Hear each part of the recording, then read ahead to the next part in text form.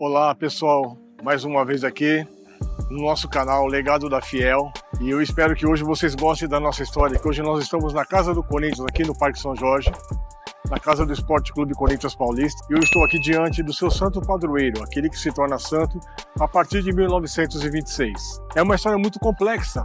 Primeiro eu tenho que falar de Jorge, né? Jorge na realidade nasceu na Turquia em 275 depois de Cristo, na cidade de Capadócia, na região de Capadócia, na Turquia, que antes pertencia, depois pertenceu também ao Império Otomano. Os otomanos tomam aquela região em 1453 e termina só em 1923 com esse império. É um dos impérios mais longos que tem. Mas qual é a participação de Jorge em tudo isso? Jorge era um guerreiro romano, era um dos comandantes do exército romano na época. E naquela época os imperadores romanos tinham uma perseguição muito implacável com tudo aquilo que era cristão. Isso começou na época de Tibério, quando da morte de Jesus.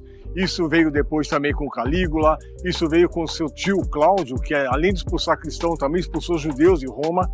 Isso depois veio com Nero, que piorou com a morte do apóstolo Pedro e também de Paulo, né? O Paulo mesmo que escreveu carta para o Corinthians, esse mesmo da Bíblia, foi morto através do mando de Nero. Então a perseguição sempre foi muito grande. E Jorge realmente era um comandante, era um cara muito disciplinado, muito fiel. Mas a sua mãe, Lida é um local onde hoje pertence também à região de Israel. Era na antiga Palestina e depois da formação do Estado de Israel em 1948, passa a ser a chamada cidade de Lida, onde hoje estão os restos mortais de Jorge. Eu estou falando de Jorge, ainda não de São Jorge. Ele nasce no ano 275 depois de Cristo e falece no dia 23 de abril de 303, a mando do imperador Diocleciano. Ele era muito fiel a esse imperador, mas a partir do momento que a sua mãe começou a implementar na mente dele e no coração dele o cristianismo, ele se revolta com todas aquelas matanças, aquelas perseguições em relação ao pagão e se torna um rebelde. Se torna um rebelde e não aceita mais aquilo.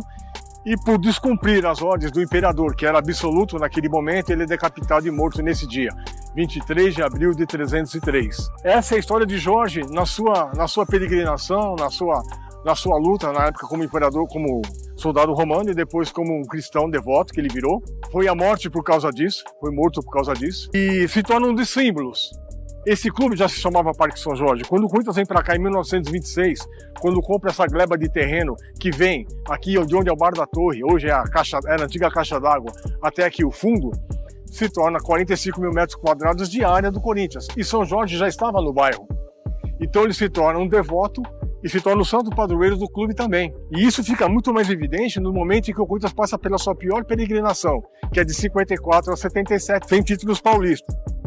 E Jorge veio muito invocado pela sua torcida, eram promessas, eram várias coisas assim realmente até absurdas, né?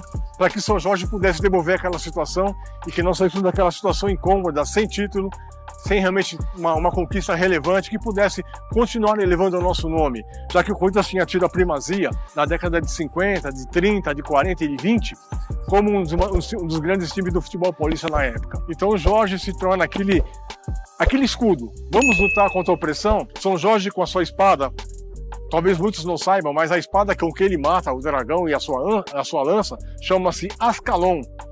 Essa é a arma do nosso São Jorge, que combateu aquele dragão na época e hoje combate até hoje nossos inimigos, nossos adversários, entre aspas, inimigos. Não são inimigos, são adversários. E esse aqui realmente é o símbolo da nossa devoção. As pessoas vêm aqui no clube do dia 23 de abril para poder fazer homenagens a ele. Ele é muito querido nas religiões afro-brasileiras, na igreja anglicana, na igreja católica. Ele é um santo realmente de várias frentes, né? De várias frentes e de várias fés, de várias religiões. É interessante essa nossa dedicação e essa devoção a esse santo que para nós simboliza não só a proteção do nosso território, como a proteção do nosso time de futebol e muitas vezes das famílias, das casas, das culturas, né, que existe hoje em relação a essa fé, em relação a esse homem que depois virou santo, mas que na época realmente simbolizou e começou a derrubar naquela época o paganismo como religião e começou a implantar o cristianismo, que depois vem junto com o imperador Constantino, filho de Helena, Santa Helena. Então está tudo relacionado, a mudança é muito grande É muito difícil de falar dessa história assim, sem uma certa abrangência, sem falar quem foi Jorge de fato. Quem quiser visitar um dia for Israel, se for passear por lá, vai até um local chamado Lida, que era o nome da mãe dele. Os restos mortais dele estão todos lá, num templo, tá? Num túmulo. Lá está o São Jorge, ou Jorge da Capadócia. Antes de terminar de falar do meu canal aqui, Legado da Fiel, gostaria muito também de divulgar o canal do meu amigo Corintiano Pod, do Wagner Marques. Assistam também, acompanhem, ele traz muita gente interessante que fala sobre o Corinthians, sobre as coisas do Corinthians. Então nós estamos aqui somando fatos, somando ideias, trazendo coisas que realmente vocês não conheçam, para que possam cada vez mais alimentar o conhecimento de vocês. Entre no nosso canal, ativa lá o sininho, clica lá em inscrever-se, dê seu likezinho, compartilhe, comentem e, por favor, permaneçam fiéis ao nosso canal. Obrigado mais uma vez por tudo e até o próximo episódio. Valeu, gente! Salve o Corinthians!